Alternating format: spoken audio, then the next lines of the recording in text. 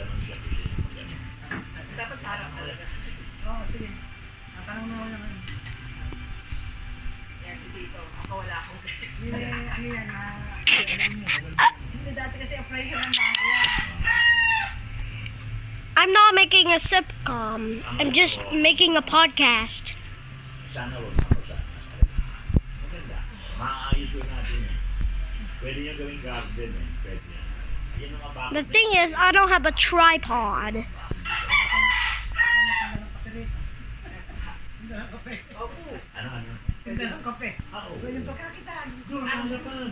Actually, tita mo, di ba, magtatayo ng studio. Siyempre, may estudyante, sikat ako yung pangmerienda nila. Inumin. Eh, pala eh. Kasi ganito, hindi lang yun. Bugay-gayaan pa yun eh. Oo nga. Yung mga taong Isa- mga isa- Worker yan. niyan, o mag-ano Oo ka nga. ng pakainin. Tinda ka ng sitchuril.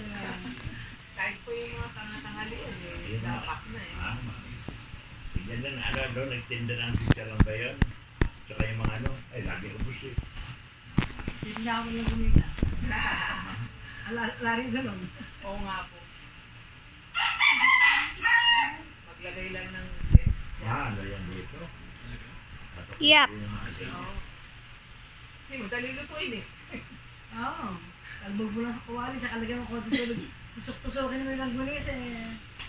Ayos na. Ayos na.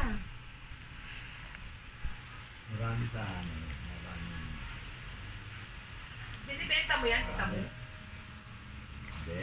Piniisip ka lang niya. Ano ba yun? Pero marami na akong nagawa. Painting by Talagang, may number po. pakitaan kita. Ah, mahilig kayo sa painting.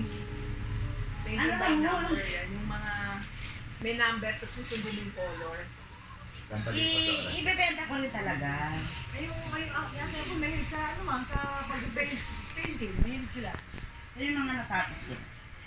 Cute, diba? Creative. Mahusay ang kamay. Ay, hindi po. Matyaga siya. Pero may kahit naman nun yung cross stitch, diba? Nagkako ko sa constitution araw.